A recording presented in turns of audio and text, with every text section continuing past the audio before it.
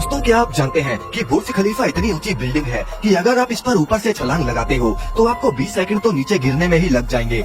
इस बिल्डिंग में 200 फ्लोर्स हैं, जिसमें 140 फ्लोर्स ही हैबिटेबल हैं और ऊपर के बाकी फ्लोर्स तो सिर्फ टेक्निकल यूज के लिए हैं। दोस्तों इस बिल्डिंग को बनाने में ऐसी एडवांस टेक्नोलॉजी, ऐसे इंजीनियरिंग दिमागों का इस्तेमाल हुआ है जो कि शायद ही आज तक किसी बिल्डिंग में इतनी इंजीनियरिंग इस्तेमाल हुई हो। क्या आप जानते हैं कि इसे बनाते समय एक ऐसी प्रॉब्लम आ गई थी कि अगर इंजीनियर्स न होते तो शायद आज बुर्ज खलीफा दुबई में होता ही ना। अब वो क्या प्रॉब्लम थी और इंजीनियर्स ने उसे कैसे सॉल्व किया और कैसे उन्होंने दुबई के शेख के $1 बिलियन को बचाया, ये सब हम आपको आज की इस वीडियो में बताएंगे। आप बस वीडियो के लास्ट तक हमारे साथ बने रहिए। तो चलिए वीडियो को शुरू करते हैं। दोस्तों बुर्ज खलीफा को बनाते समय इसका जो सीमेंट है वो इसके ग्राउंड फ्लोर पर बनाया जा रहा था, लेकिन जैसे जैसे बिल्डिंग की ऊंचाई बढ़ती गई सीमेंट भी ऊपर ले जाते ही सूखने लगा। अब सीमेंट के मिक्सचर को इतना जल्दी ऊपर ले जाना पॉसिबल नहीं था और तभी बुर्ज खलीफा के इंजीनियर ने ये एडवाइस दी कि वो सीमेंट का मिक्सचर रात के समय बनाएंगे, क्योंकि रात को गर्मी कम हो जाती है।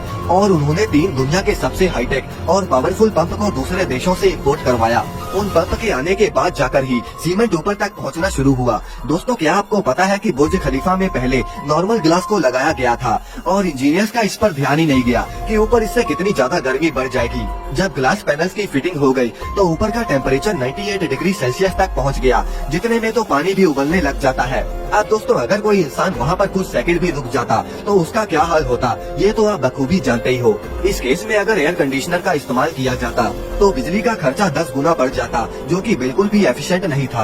अब इंजीनियर्स को इसका कोई सोल्यूशन नहीं मिल रहा था, लेकिन तभी मशहूर इंजीनियर जॉन जिराफा ने दुबई के शेख को एडवाइस दी कि उसके पास एक आइडिया तो है, लेकिन वो काफी ज्यादा एक्सपेंसिव है।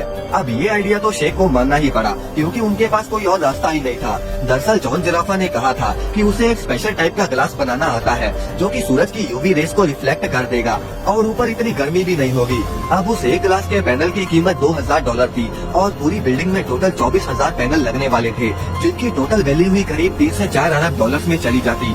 अब जॉन जिराफा ने उन्हें ये भी सलाह दी कि वो बुर्ज खलीफा के पास ही इस गिलास की फैक्ट्री को बना लें, जिससे उनके करोड़ों रुपए बच जाएंगे। अब दोस्तों ऐसा करके उन्होंने करोड़ों रुपए तो बचा लिया, लेकिन अगर हम बात करें इसकी फाउंडेशन की तो वो भी कोई नॉर्मल बिल्डिंग की तरह नहीं रखी गई। दरअसल आपको तो पता होगा कि जब बुर्ज खलीफा बन रहा था तब दुबई एक रेगिस्तान हुआ करता था और एक रेत वाली जमीन पर इतनी बड़ी इमारत खड़ी करना, इस पर इतना पैसा इन्वेस्ट करना बिल्कुल भी सेफ नहीं था। अब इंजीनियर्स ने जमीन को मजबूत और हार्ड बनाने के लिए स्टील के हजारों टन के पाइप्स को जमीन में गाड़ दिया।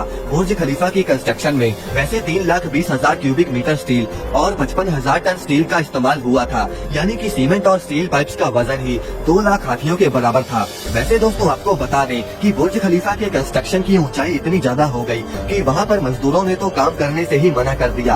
अब बुर्ज खलीफा पर काम करने वाले वर्कर्स की भी कमी होने लग गई और इसीलिए स्पेशली दुनिया भर के मशहूर क्रेन ऑपरेटर्स को बुलाया गया। उन ऑपरेटर्स की लैंग्वेज चाहे अलग अलग थी, लेकिन उनमें एक चीज कॉमन थी कि उनमें से किसी को भी ऊंचाई पर काम करने से बिल्कुल भी डर नहीं लगता था।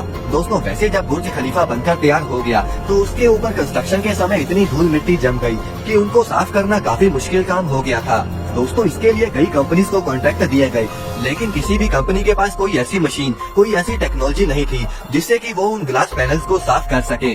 अब फाइनली उन्होंने मजदूरों को ही बुर्ज खलीफा से लटकाकर ग्लास पैनल्स को साफ करवाना शुरू कर दिया और आज भी बुर्ज खलीफा की सफाई ऐसे ही करी जाती है। तो दोस्तों आशा करता हूँ कि आप समझ गए होंगे कि आखिर इंजीनियर्स ने बुर्ज खलीफा को कैसे बनाया।